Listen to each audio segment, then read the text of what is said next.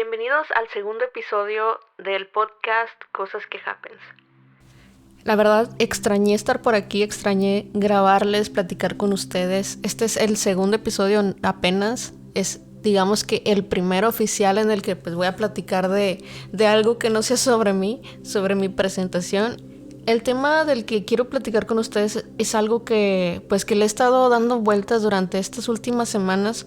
Y de hecho, durante este último año también, porque no es algo nuevo, sin embargo, sí está mucho en tendencia y les voy a explicar. Les cuento que yo no soy muy fan de ver series. No soy alguien que va a ver una serie el fin de semana, se la va a aventar todas sus 5 temporadas y en la siguiente semana voy a ver otra y otra y otra. Las pocas series que he visto, las he visto poco a poco. Y de esas pocas series, solo 2 o 3 son las que recomendaría. De hecho, a lo mejor si me siguen en mis redes sociales van a ver que siempre subo cosas de Breaking Bad.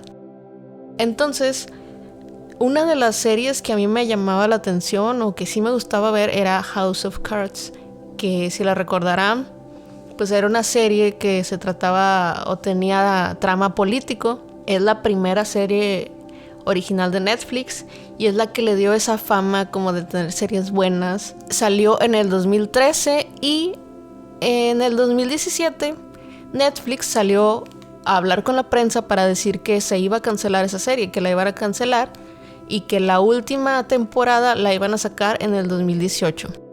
Y pues yo me puse triste porque, como les dije, no soy muy fan de ver series, entonces de las poquitas que a mí me gustaban, pues iban a cancelar una. Entonces me puse a investigar por qué. Y pues resultó que porque el protagonista o la persona que hacía el personaje principal, que es Kevin Spacey, no recuerdo cómo se pronuncia su apellido, pues había sido acusado por abuso sexual de un actor que se llama Anthony Rapp. Y ese hecho, ese abuso, se había llevado a cabo pues en los años 80. Para ser exactos, creo que en el 84, cuando este actor pues tenía 14 años. En ese momento, digamos que nació mi interés o la conciencia de esta cultura, de este tema del que les quiero hablar, que es la cultura de la cancelación. Y ojo, yo sé que este no es un tema nuevo, que ya habían pasado con diferentes actores, actrices, cantantes, organizaciones. Pero lo que les digo es que en este año, en el 2017, empecé a darme cuenta de la fuerza que esto tiene, porque estaban tumbando una serie que estaba siendo exitosa a una plataforma que es Netflix, que estaba volviendo a ser popular a un actor y que pues era la serie del momento. Y bueno, para entender bien de lo que estoy hablando, sería bueno que les contara qué es lo que me hizo hablar de este tema precisamente en este momento. En mi ciudad, hace algunas semanas, surgieron algunas publicaciones en donde trataban de cancelar a ciertas personas. Eran 2 o 3 publicaciones que vi y pues la verdad, al momento de verlas, yo analicé, pues leí los comentarios, leí los argumentos de las personas que los acusaban y también pues de los acusados, y me di cuenta de algo. En algunos casos yo estaba de parte del acusado porque yo lo conocía y en mi cabeza yo no lo veía capaz de hacer lo que hacía, lo que decían que él había hecho, pero en el otro caso yo me había puesto del lado de la persona que acusaba a la segunda parte, porque yo ya conocía a esa persona y yo lo creía capaz. Entonces me di cuenta que yo hice mis juicios en base a lo que yo había vivido con esa persona o a la imagen que yo tenía, pero nunca me di a la tarea pues de conocer las dos partes, que de hecho pues ni siquiera es mi papel hacerlo.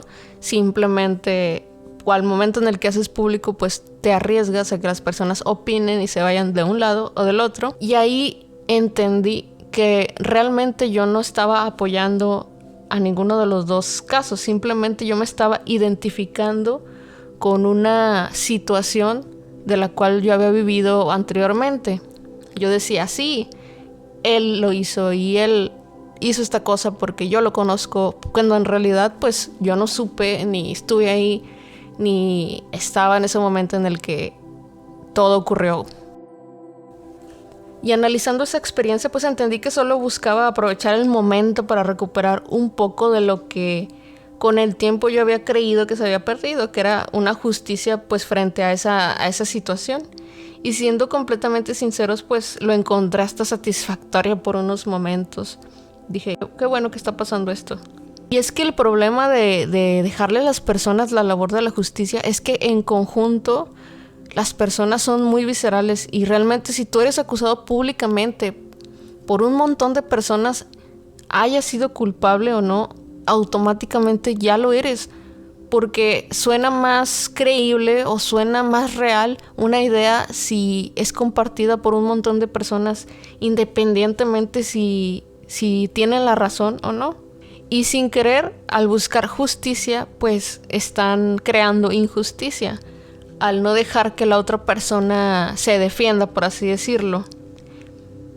Y al decir esto, yo no digo que las víctimas hayan estado mintiendo o que hayan estado diciendo la verdad. Lo que yo digo es que es muy fácil acusar a alguien sin ni siquiera tener la necesidad de dar pruebas. Y realmente las pruebas se pueden manipular rápidamente. Pero bueno, ¿por qué ocurre este fenómeno? Bueno, inevitablemente cuando me puse a analizar esta situación recordé un fenómeno llamado disonancia cognitiva. Es algo que yo leí en un libro que, para ser prácticos, lo definiré como cuando decimos una cosa pero hacemos otra, o cuando tenemos cierta incongruencia con nuestros pensamientos. El ser humano siempre va a tener este tipo de disonancia cognitiva. Naturalmente, pues la disonancia a nosotros nos va a resultar incómoda porque a nadie le gusta tener esa incongruencia, no, a nadie le gusta sentir que lo que está pensando pues no queda tanto como que con sus actos. Y al momento de sentir esa incomodidad buscamos la consonancia, que pues es lo contrario, es básicamente pues la congruencia con nuestros pensamientos y nuestras acciones. Y bueno, además de buscar esa congruencia, los seres humanos también evitamos a toda costa las situaciones que nos pongan en riesgo para caer en inconsistencias. Por ejemplo, no sé, si yo pienso que existe la fidelidad, pero al momento pues yo estoy siendo infiel, yo estoy cayendo en una incongruencia, ¿no? Pero si yo evito situaciones en las que me hagan caer en el pensamiento que yo estoy muy fiel al tenerlo, pues entonces ahí estoy cayendo en una congruencia. Todos vivimos inconsistencias en nuestro pensamiento y el más común o el ejemplo que más rápido se me viene a la mente es el comer carne. A muchos de nosotros nos encanta comer carne, pero sufrimos cuando vemos algún video de algún perrito que lo maltratan. O en general, incluso las vacas, cuando vemos de qué manera las matan, nosotros sufrimos y no nos gusta ver eso y no nos gusta pensar que lo que estamos comiendo tiene tiene raíces de sufrimiento, de dolor, que un animal sufrió. Entonces, lo que hacemos pues es pensar en razones en las cuales nuestro comportamiento es el correcto. Para el ser humano es más fácil buscar esas razones que nos den permiso de hacer las acciones en lugar de modificar esas acciones.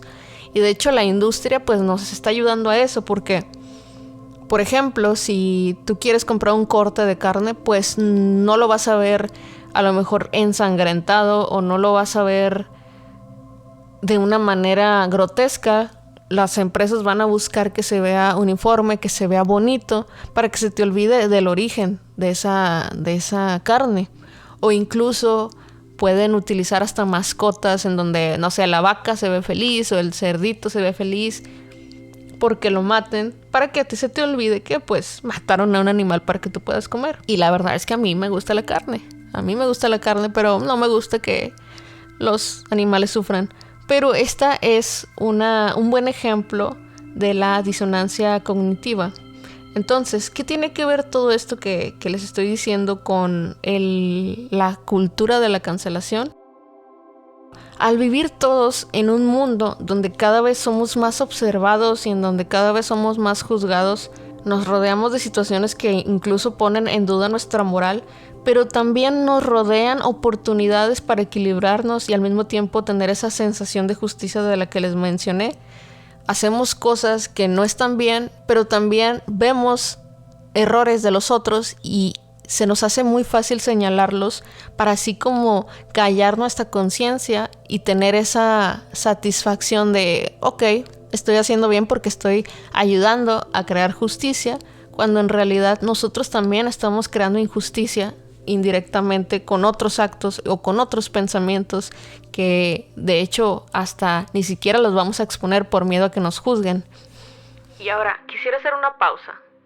Quisiera que te des un momento para recordar. Recuerda el peor error que has cometido en la vida. Ese que no se lo contarías a nadie y ese que nadie lo sabe, ni tu familia, ni tus amigos, ni tu pareja. Y cuando lo recuerdas, inmediatamente te dan ganas de bloquear ese pensamiento y ya, lo vuelves a enterrar. Y no uses ese error que ya superaste, ese que dices, pues somos chavos.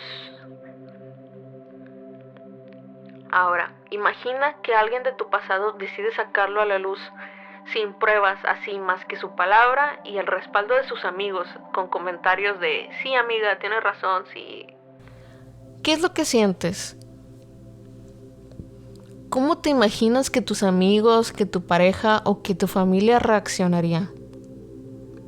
¿Qué sentirías si miles de desconocidos comienzan a juzgarte? Hasta ahí todo bien, ¿verdad? Bueno, vamos a seguir. Ahora, ¿qué pasaría si por ese rumor pierdes tu empleo? ¿Qué sentirías si a cualquier lugar al que vas ya tienen una imagen de ti y les es difícil confiar en tu palabra? Si hasta aquí no logré incomodarte o que entiendas mi punto, pues está bien. Ahora te voy a platicar algo. Hace poco una noticia reanudó este tema en mi mente porque vi que en los titulares de los sitios de noticias que yo sigo mencionaban que un joven se había suicidado después de que su mejor amiga lo había acusado de abuso sexual. Y la chava después de esto confesó que lo había hecho pues porque se había molestado con el amigo.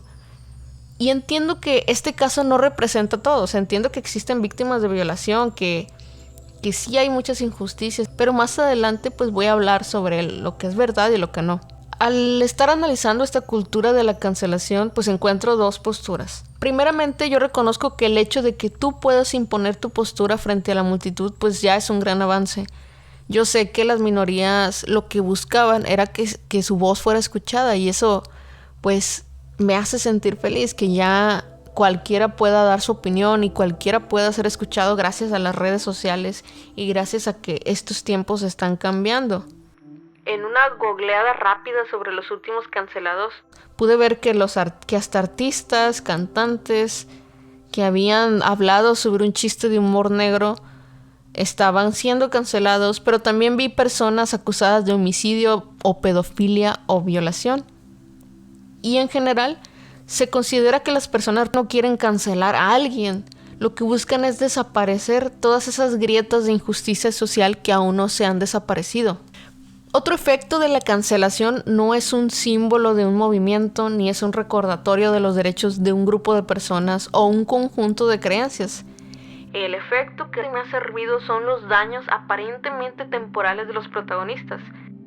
Desde escritores que las librerías ya no quieren vender sus libros, hasta cantantes que pierden sus seguidores, youtubers que pierden sus seguidores, que ya nadie reproduce sus videos, que ya nadie quiere comprar sus canciones. Hasta personas con grandes cargos en grandes empresas que pierden su empleo por un tweet o por una publicación. Y digo daños temporales porque al analizar me di cuenta de que algunas víctimas del funeo o de la cancelación repuntaban, realmente recuperaban su fama y realmente recuperaban sus seguidores, y no solo lo recuperaban, sino también lo duplicaban de vistas, de ventas. Sí significará un avance. Yo siento que podría considerarse un retroceso en algunos casos, y es que antes existían simplemente dos posturas. Estaba la voz oprimida y estaba la voz que dominaba.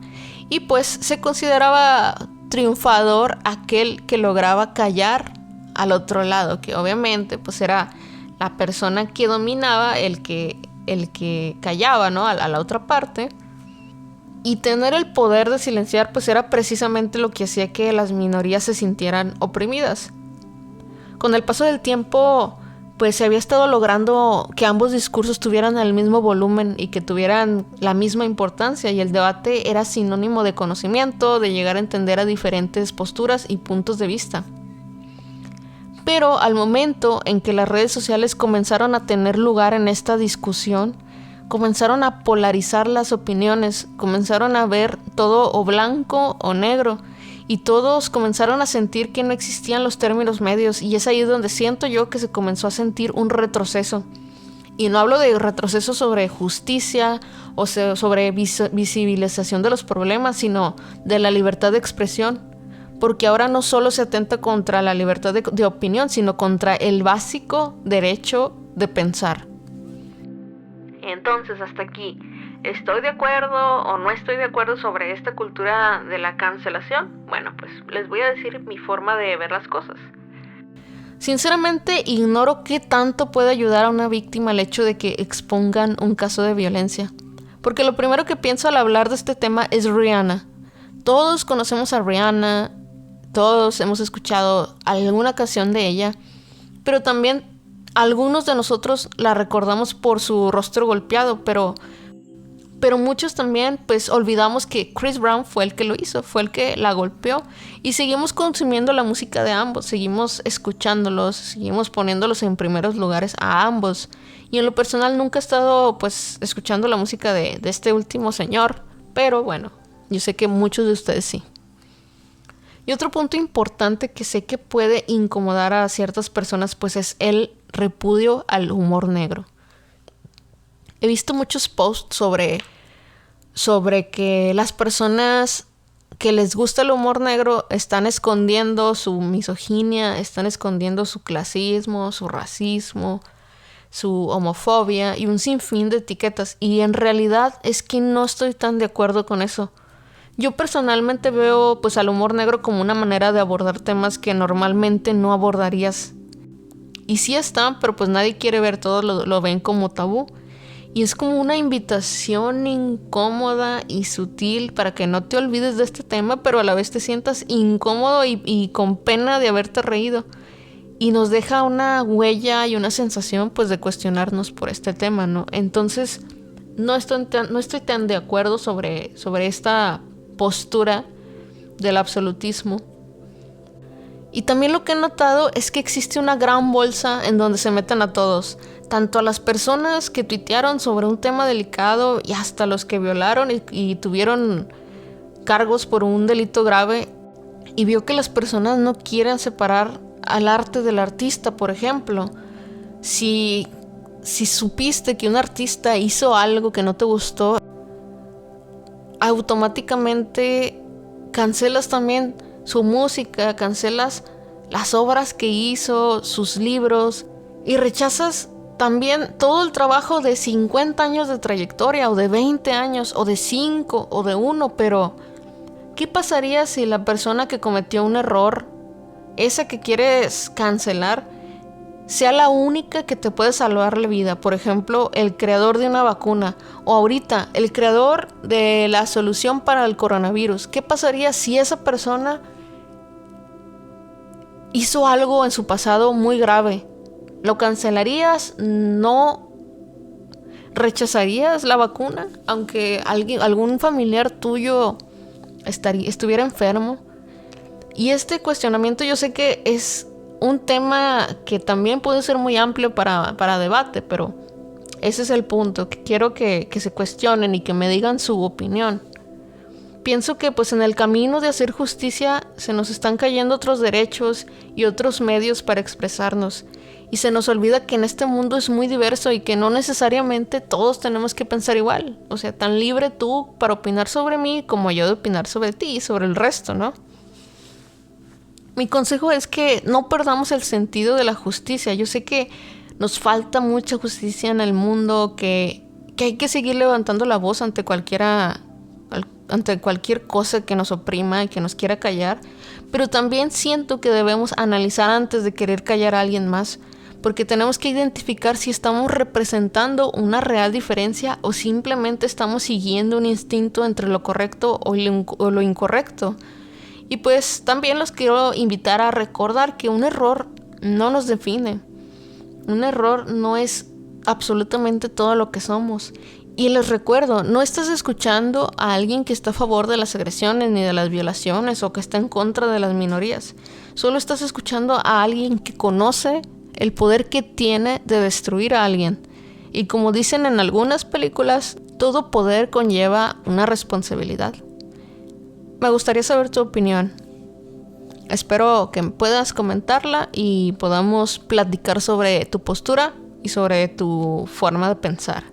Hasta la próxima.